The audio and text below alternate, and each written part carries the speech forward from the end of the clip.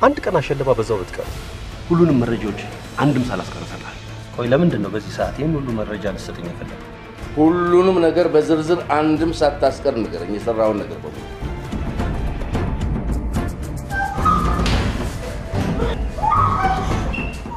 እህትሽ የልጆችን አባት እያማገጠች ሳሎን የነገረችው ማነው ሳሎን? በጥንቃቄ ከተዘጋጀውበት የማይሳካበት ምክንያት ምንም ነገር የለውም። ከሊያ ጋር ነበርክ? አዎ ነበርኩ። አንቺና ታደሰ ምን አይነት ግንኙነት ነው ያላችሁ?